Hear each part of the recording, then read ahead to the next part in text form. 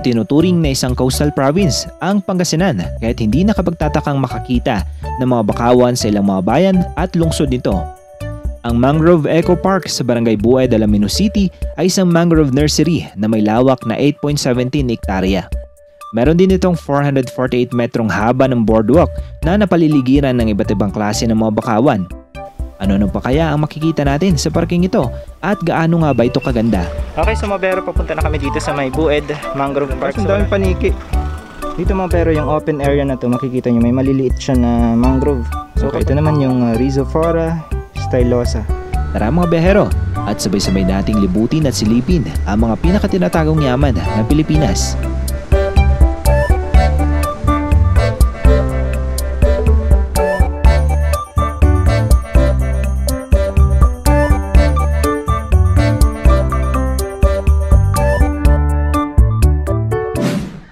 Good morning mga behero at welcome back sa ating YouTube channel. At nandito tayo ngayon sa may Lingayen. Anong lugar naman? Lingayen. Dumalandan. Dito tayo ngayon sa may Dumalandan East. Dito sa may Lingayen. At kasama natin si Mark at saka si Michael. So dito na tayo nagpalipas ng gabi, galing tayong Baguio. At sa araw na to ay pupunta tayo dito sa may Bued Mangrove Park. Yan, so meron tayong 51 minutes na mabiyahe mula dito sa may Dumalandan East, Lingayen. At yun ay 39 kilometers. So oras natin ngayon ay 6:08 ng umaga. Masyado. Dagi. Madam.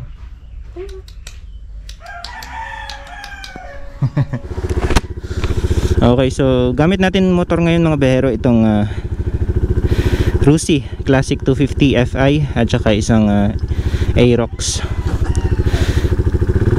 kay Michael. Good morning Lingayen, Pangasinan.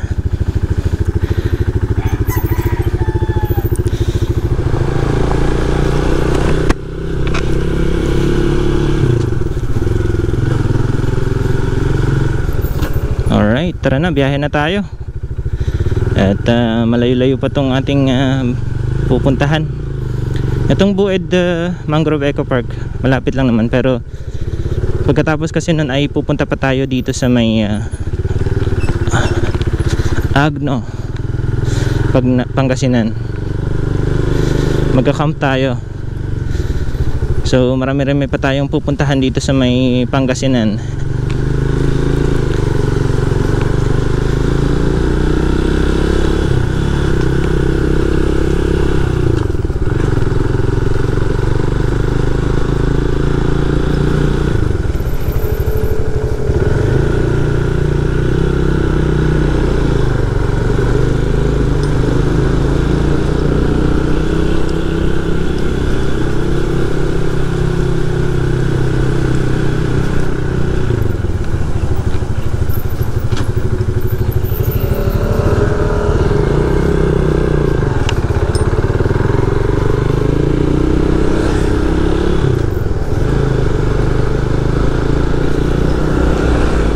Yan, maganda-ganda yung kalangitan. Alright, nandito na tayo, nakapasok na tayo ng Suwal.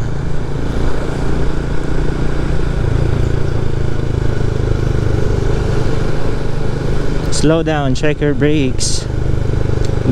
Poblacion, Barangay Council.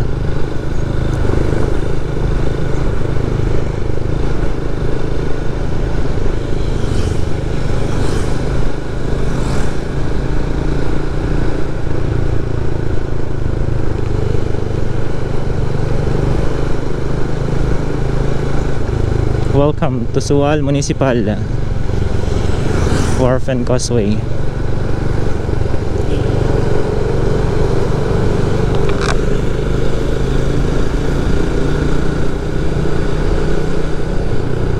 Nice one, cyclist. Batak yung mga yan. Tibay ng mga paa.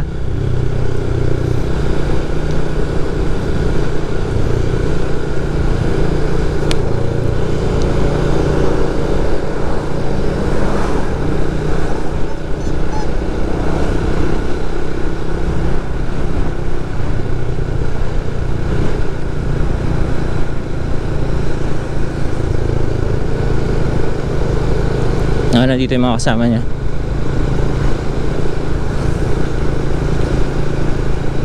Patibayan din ng puwet dyan.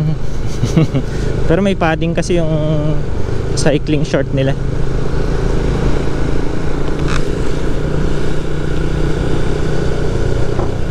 Nakikita nyo naman yung dala-dala nating tent at saka mat nandun sa gilid ng motor ni Michael, ng tropa natin. And para siyang may mga cannon.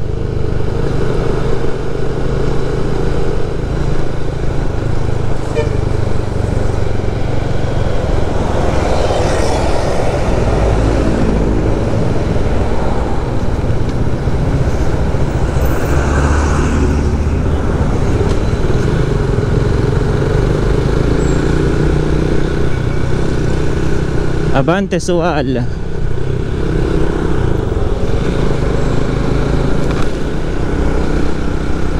Nung nagbulinaw tayo, dito din tayo dumaan sa Sual. Kaya pangalawang beses na nating makakadaan dito.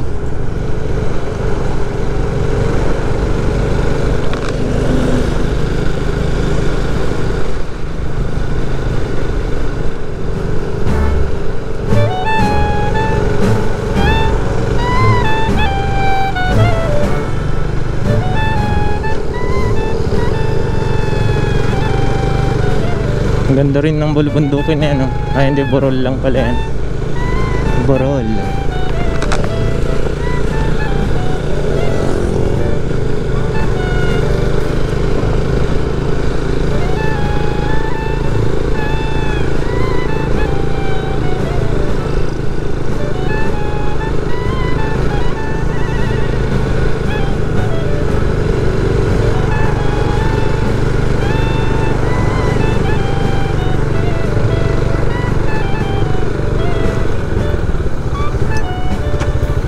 Dito tayo sa may view deck, Poblacion View Deck.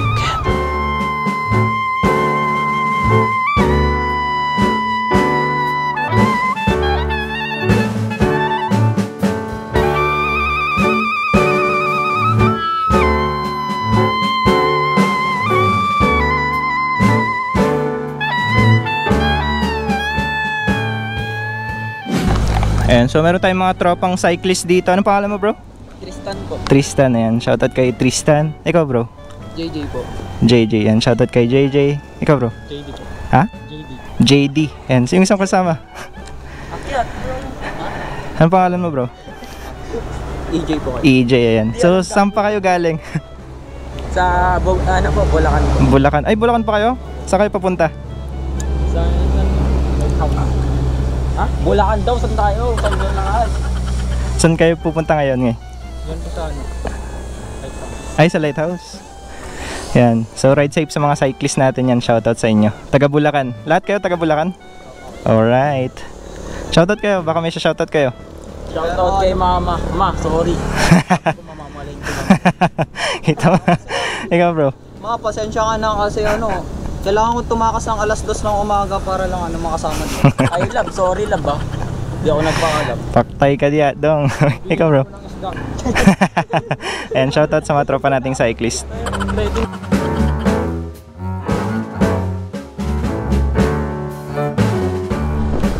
Welcome to Kawayan. Dito na tayo sa may Kawayan.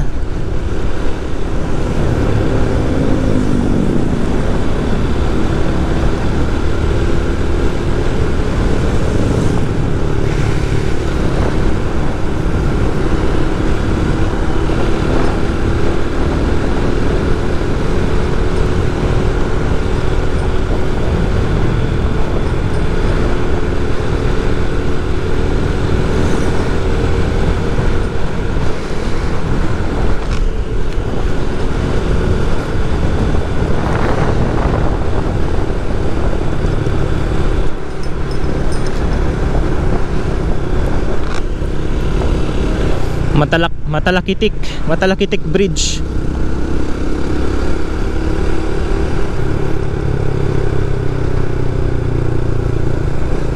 Makakalahati na natin yung ruta mula doon sa may Lingayen, Pangasinan, papunta dito sa may Alaminos, Pangasinan. 32 kilometers to eh. So nasa 15 na rin yung tinakbo natin.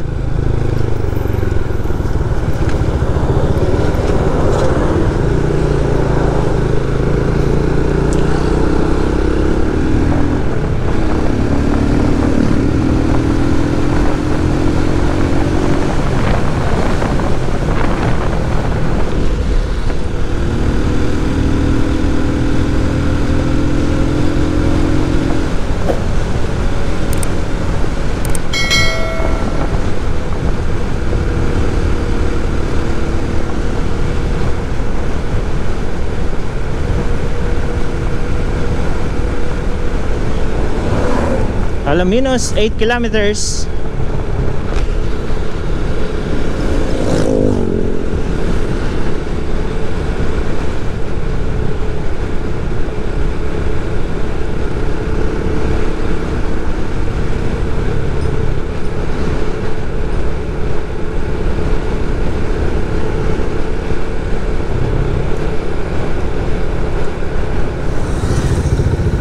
Alright, dito na tayo sa may Kabatuan, Alaminos, Pangasinan.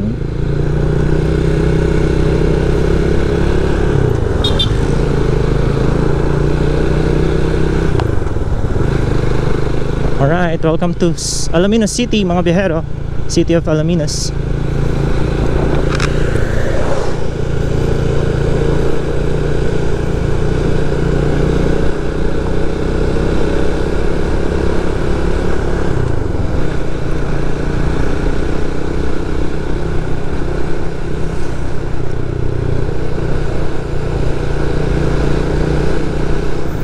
Okay, liliko tayo dito sa may Villarica. Nasaan na ba tayo? In Alaminos City.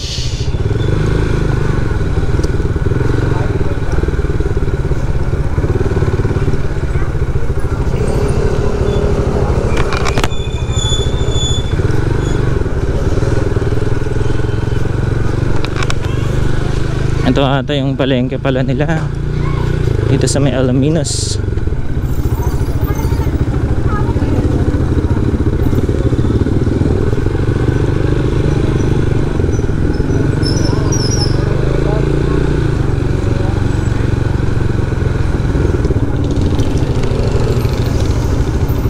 Palengke ng Alaminos.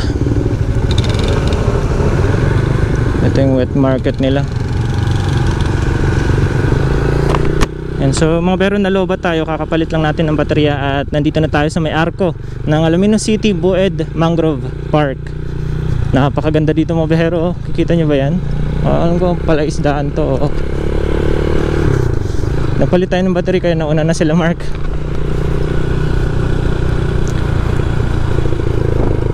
Ganda. Wow.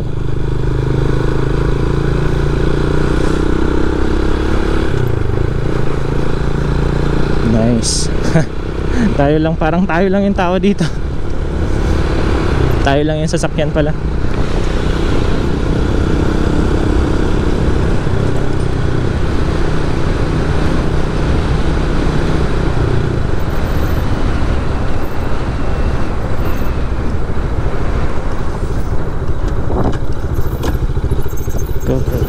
Tourism Satellite Office, Bued Mangrove Park.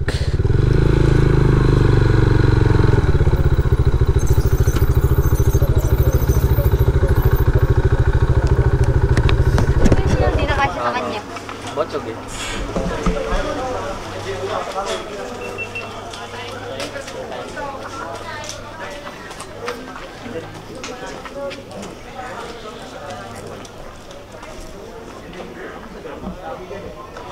Okay, sa mga bero, nandito tayo ngayon sa may Bued Tourism Office and BMFPMA Office.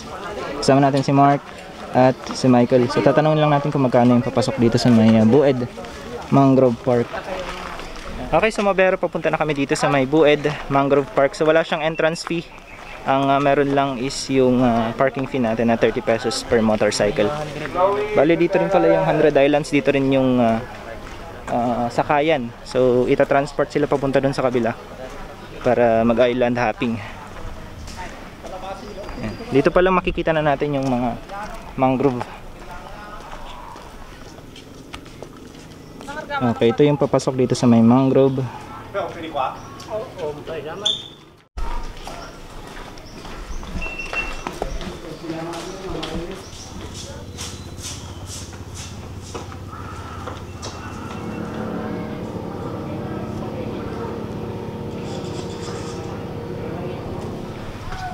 Tapos tayo dito sa parang view deck. Wow.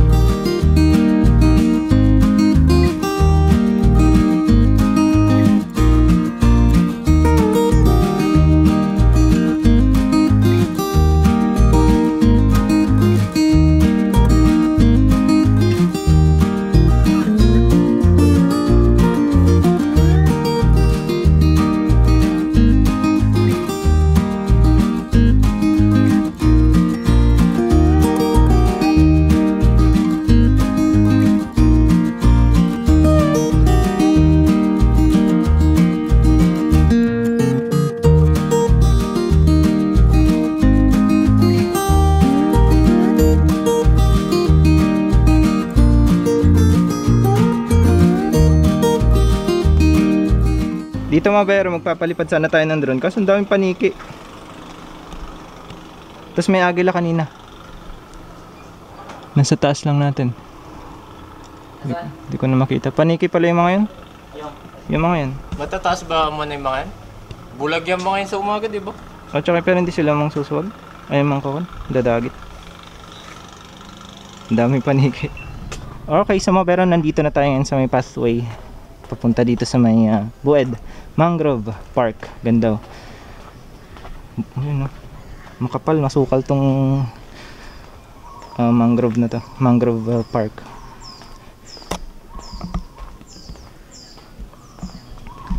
Tsaka may mga isda. Ayan, no? Malalaking isda. Hindi ko alam kung bangus ba yan. Wala akong idea. Solid. Lakad muna tayo. Medyo malayo-layo tong malayo-layo rin tong lakaran nito.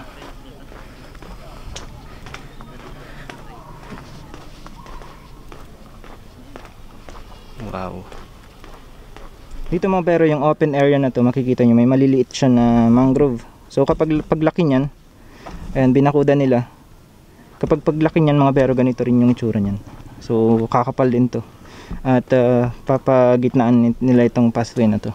So dun sa dulo, makikita natin dun yung buong itsura kapag napagitnaan yung pathway na to.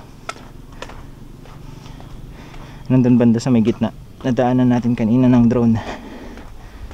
Sa gabi panigurado maganda rin dito. May mga ilaw eh. Ayan. Solar.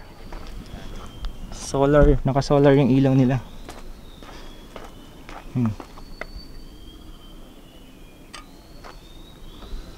Doon naman banda mga behero, dito yung 100 Islands. Sa mga mag-island hopping dyan banda yan. Soon, pupuntahan din natin yung 100 Islands mga behero. Pero ngayon iba yung feature natin. Ito muna ang Bued Mangrove Park. And so maglilibot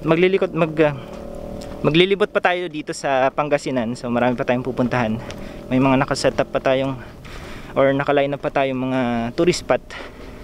At isa lang itong Bued Mangrove Park. So ito yung unang mapapanood nyo dito sa ating Pangasinan Moto Adventure. May hagdanan dito.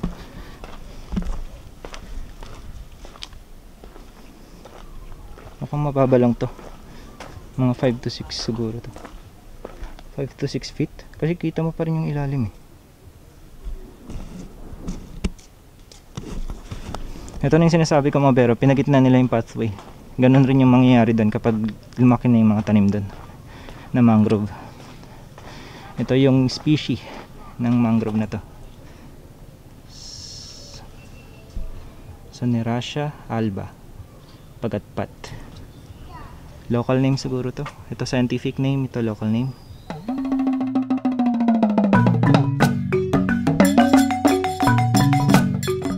Ganda dito talaga mga bero, tignan nyo naman yan.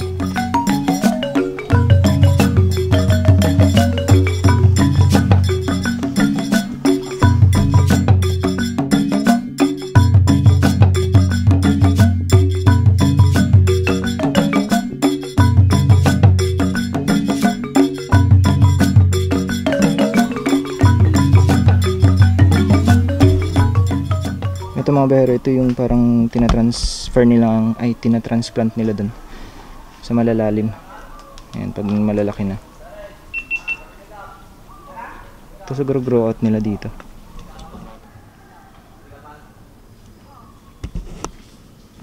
Okay, so pabalik na tayo dun sa may view deck mga bero at dun sa pinanggalingan natin kung saan tayo nagpark.